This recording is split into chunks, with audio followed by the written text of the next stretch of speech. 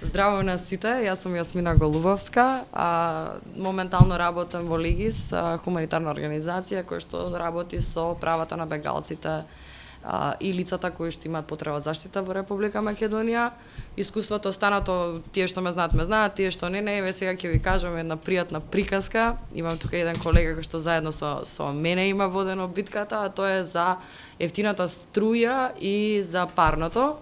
Ако ви текнува во далечната 2012 година, Аман, тогашната иницијатива Аман, една од, верувам, моите најдраги иницијативи каде што сум учествувала, каде што сум била инволвирана директно, која што можеби најсоодветно одговара на конкретнава тема, од тоа што значи потребата граѓаните сами да превземат мерки и колку се имаат права на располагање за да може да учествуваат во носење на сериозни јавни политики, па дотаму дури и закони да менуваат. Ние до тогаш не знаевме, меѓутоа решивме дека ќе пробаме. Го искористивме, да се сеќавам, законот за референдум и други облици на граѓанско учество во одлучувањето. Тој закон е многу лош, од старт ќе ви кажам, со години наназад никој не го ревидирал, а нашите драги политички партии, независно од десниот или од левиот блок или од центарот, дури се согласиле во еден член да не ви овозможат или не ни овозможат на нас како граѓани да земеме директно учество во носење на закони, што е многу битно. Како сегмент или како алатка за директно да менувате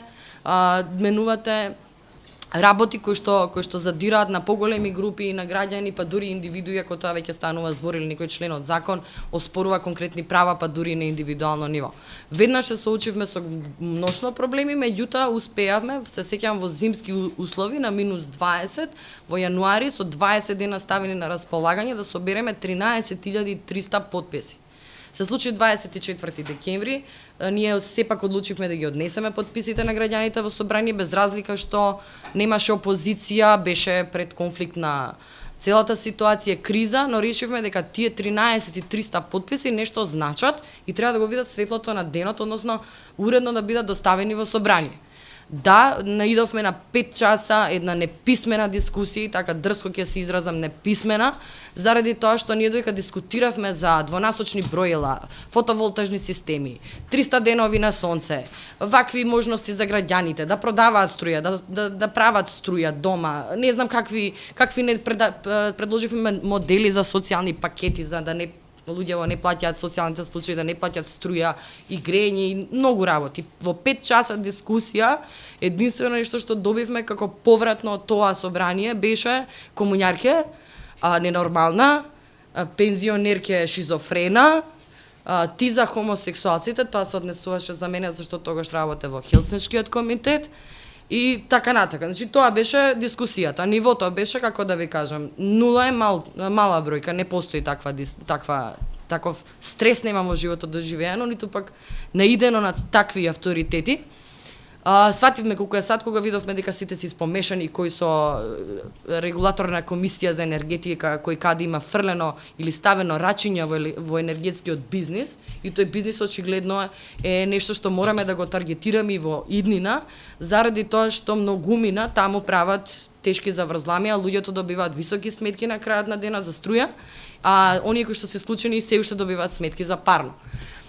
Тргнавме од таму и свативме дека нема назад, значи мора да се оди да се удри на системот таков каков што е, да се практицира за да може да се докаже дека не е во ред, и натаму веќе историјата ја знаете. Хонорарите се втори кои што беа многу битни. Верувам дека доколку ги немавме тогаш независните синдикати, еве тука имаме представници кои што се појавија, меѓу другото не ја собравме фелата. Збориме фела хонорарци сите, од луѓе кои што работат, изработуваат рачно накид, до буквално еснафот, до луѓе новинари, невладин сектор и слично. И да, имавме успех затоа што се собравме сите заедно. Така има и други мноштво примери, без разлика какви беа условите на делување. Учевме на грешки и на позитивни работи кои што спеавме да ги направиме.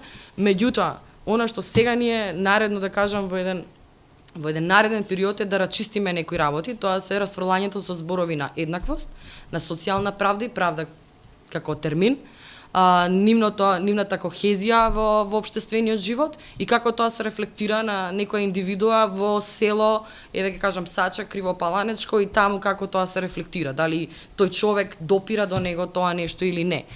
Тука верувам дека голема поддршка и најповеќе треба да работат независните синдикати, затоа што во оваа држава немаме појма што се работнички права. Од тука не ни може да зборуваме за социјална правда, затоа што ако вие човекот не е информиран како да се бори или како да стигне, како да го надмине, да ја надмине таа бирократска бариера, не можеме ништо апсолутно да направиме, ни фали едукација во тој дел. Има независни синдикати, Здравје и Живко Митрески мора да се решиме од него, затоа што човекот е напаст. Едноставно ја уништи целата држава, тоа не се ни жолти синдикати, тоа се класика кафеави синдикати, тие се екстремната, буквално врзана, црево врзано за извршната власт. Ни требаат црвените синдикати, ни треба тие да ја водат битката на улица, да ја водат битката за секој една, затоа што нема социјална правда ако 1% од населението овде живее со милионски суми на банкарско конто. Сите 99% живеат со по 200 евра или некој со $2 на ден, затоа што имаме правено истражувања по таа тема. Нема поинта ние да разговараме. Не може да зборуваме за породилното отсуство, се изфрустрира буквално за тоа, за новава, конкретно ќе зборам мерка на новата влада, да направите вие такви измени во законодавство без при тоа да не решите дека законот за работни односи вас не ви гарантира договор на неопределено. Зашто ќе ви се вие тие бенефиции породилни и така натака кога вие може да добиете отказ на првиот ден од бременоста или на првиот ден од предпородилното, газдите знаеме какви се.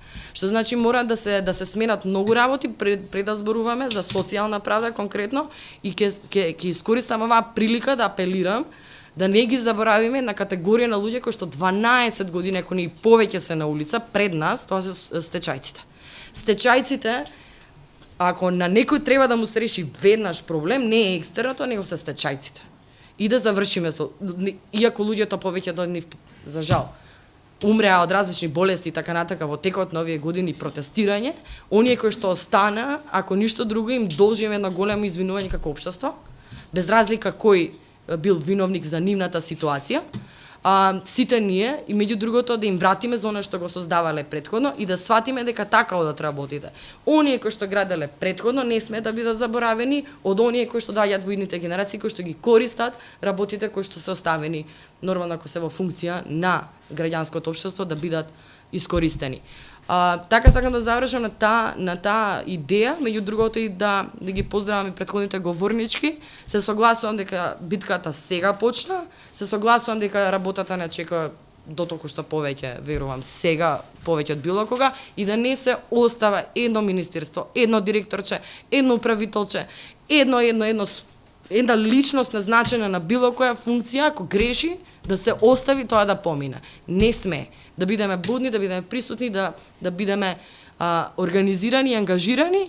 И на крајот ве молам, во било кој момент, од било која граѓанска активност, иницијатива, формална, неформална, не е битно, да ги имате предвид бегалците, затоа што ги оставивме на страна. Имаме многу луѓе во Македонија за кои што не знаете што се случува, не знае никој затоа што нема медиуми да пренесат, барем не се уште, а меѓутоа треба да ни текне дека помеѓу тие луѓе има работници, како што има и тука работници, тоа се пред се работници и нивните семејства и грижата за нив не е помалку важна од стечајците или од социјалните пакети на нашите сограѓани, колку што е важна и нивната добросостојба во Република Македонија додека се. Така што ви благодарам и тоа е тоа.